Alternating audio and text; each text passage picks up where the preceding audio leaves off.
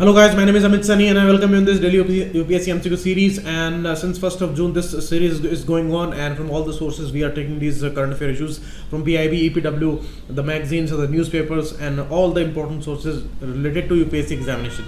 So that's an important help, and I'm trying my best to make these current affair issues very much memorable for you, and you will recall these things in the examination hall for sure, because the way of MCQs is a very effective way. Pocket News app is trending on Google Play, you can download that. And regarding these top faculties made courses, affordable courses, you will get the description below the video, and you can call on these numbers, and you can visit the website also. The chat section is available there. So you can get the PDF on this particular Facebook group, and you will also find the Telegram channel's link there. This is that link, and you will also find that on the group, and you can follow me on Instagram too. First question: labor force participation rate, LFPR. This data came as a very important highlight, and as per the NSSO data, they said that since 11-12 in 17-18 there is a decline of around 3%. From 13.5%, 39.5%, it has come to 36.9%. So it's a major decline, and decline is more with the rural areas. Okay, urban areas the decline is less, but but the decline is surely there. And the participation rate for females is having a big decline there. So that's the important issue.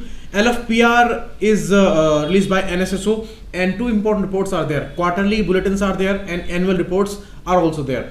Annual report covers urban and rural, both the datas, and quarterly bulletin is only for the urban areas. So that's for sure, and that is annual here. PLFS survey is released by not Ministry of Labor, because NSSO comes under Ministry of Program and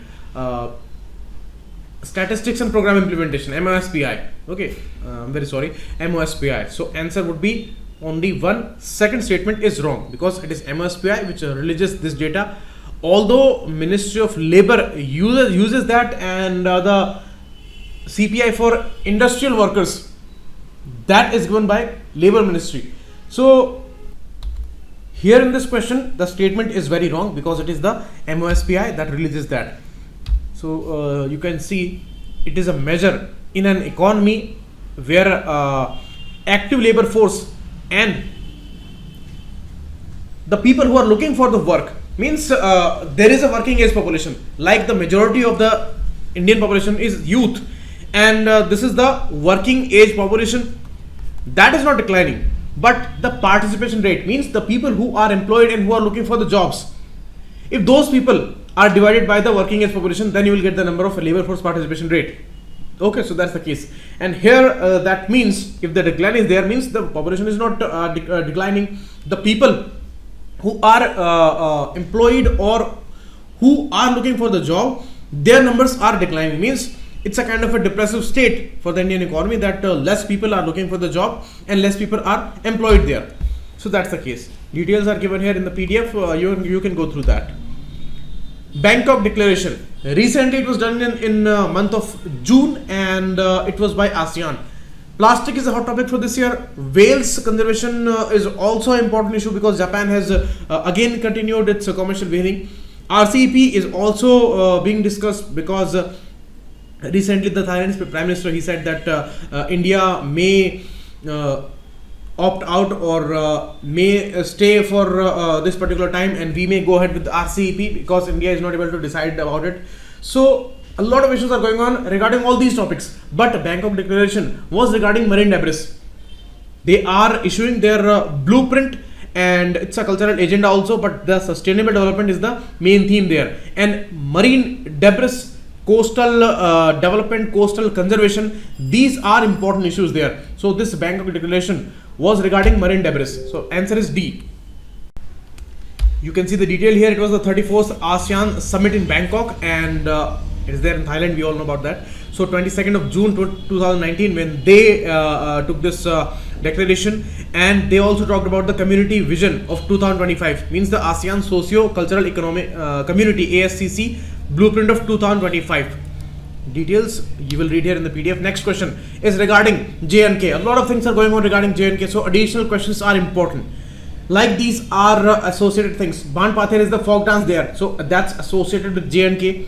Kheer Bhawan is a temple in Tulmul village there near Srinagar, so that is also associated with J&K. But Ambubachi is a issue related with the Kamakhya temple, and which is there in Assam, not in J&K. So that's important. Shakti cult is found there in Bengal and Assam. So Ambubachi is related with that. So A and B both are belonging to J&K. C is not. So answer is C, because it is asking which does not belong to J&K. So C is the answer here. Okay, next. Mahatma Gandhi Sarbat Sehat Bima Yojana. It is released by Punjab, which has become the first state to offer medical insurance for such a large proportion for its population, and it is the state level. And they are not rejecting Ayushman Bharat. They are actually collaborating their own scheme with that. So earlier Ayushman Bharat was covering around 14.5 lakh families. Now additional 31 lakh families will be covered by this MGSSBY scheme. So total 46 lakh families will be covered, and this is how they are going to cover 76% of the population of the Punjab state. So that is the biggest one till now, and we all know it's a centrally sponsored scheme. Ayushman Bharat, 60-40 is the ratio of funding, 60 by center, 40 by state. So this model will go on, and this has become an important thing here. On the 75th birth year of Rajiv Gandhi ji, he the chief minister of Punjab, Captain Amarinder Singh, he launched this issue there. So second is a wrong statement because they are not rejecting it. First is correct, only one is the answer here. Okay, you can go through the detail. Next, mobile metallic ramp. This is developed not by a private entity. It was actually handed over by DRDO to the Indian Army, not Indian Air Force. So both the statements are wrong here. It is not regarding any stealth capabilities. This is wrong, this is also wrong. It is developed by an important premier lab of DRDO only, and it is for Indian Army, not Indian Air Force. So to the military it was given by, handed over by DRDO. D9 is the answer here. And it is actually helpful in their mobility of armored vehicles and all, because it's a metallic ramp. Okay, it will be useful there. So it is developed by CFEES, Center for Fire Explosive and Environment Safety, CFEES, and it has designed it, developed it, and now it is handed over to Indian Army there. So that's important. Next, NASA's robotic space MMS mission. This mission is very unique. You see Earth, in its core nickel and iron is there in a molten state. So Earth behaves like a magnet. Because it's a magnet, so it has its great magnetic field. So these important famous phenomena related to Earth's magnetic field, we all know about them. But it protects a lot. Cosmic rays and solar radiation mainly. That is coming 24/7 towards Earth, but we are safe. That radiation is not reaching up to the Earth's surface, and it is not even touching the Earth's atmosphere. Why? Because of this magnetic field. It creates a kind of a boundary, it creates a kind of a sheath there. And for this exploration and the knowledge of Earth's magnetosphere and how it is linked with the Sun's magnetic sphere, this MMS mission is working for that. It was launched in 2015, and it is exploring the Earth's magnetosphere there. So C is the answer here. And you can see magnetospheric multi-scale mission. That's important. And they have now measured a very important data, and that is the shock wave, and that is based on the magnetic reconnection issue. You see, plasma is a state, fourth state, where gases are totally ionized, and it's a fourth state, totally different kind of a state based on some charged electrons which are coming out of the orbits and all. So that's a fourth state of any matter, like solid, liquid and gases are there. This is the fourth stage. In universe it is found on many places, like in the stars and all, plasma is found. So through these magnetic field, the energy is propagated, and it is converted into mechanical and kinetic energy, and from sun's magnetic field it is conveyed to the Earth's magnetic field, and it may reach up to Earth. So this issue is observed by this MMS mission, and recently they have observed a shock wave. Like in 2016 we observed the gravitational waves there, and that was a kind of a rare phenomena, and a huge impact was needed to create the gravitational waves. In the same way, here in the plasma medium, these shock waves are created and they are observed by these parallel satellites, like they are look-alike satellites, and they are there observing the Earth's magnetosphere. So this is MMS mission. So they may ask you about the plasma, they may ask you about magnetic reconnection, they may ask you about this MMS mission by NASA. Okay, so that's very important detail, and they may ask you about that. Next, March 2022 deadline set for controversial Holongi Airport. Where it is that?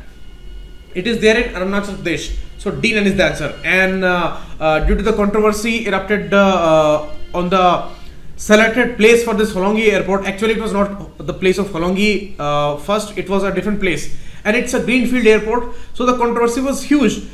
Congress government had to resign at that time, and then the new government came, and now BJP is ruling Arunachal Pradesh there.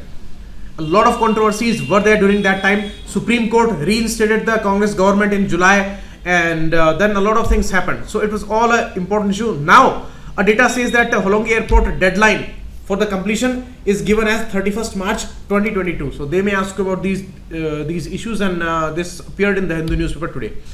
Next, Chandrayaan 2. A lot of detail we have discussed regarding Chandrayaan 2. Now, why South Pole was chosen?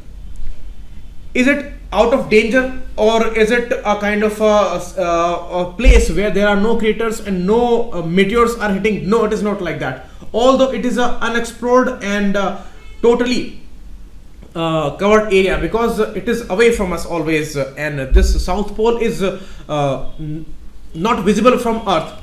So the Earth's the sun's radiation, that is also not reaching up to that area. So that may have many unique details, and this may give many evidences of the solar system, because the things are intact there. So that's why we are choosing that. And water is also supposedly present there. 100 million tons ice is present there accordingly. So we have to explore that. So that's why South Pole is chosen. But the Wikipedia says that India is not the first country. Chang'e 4 from China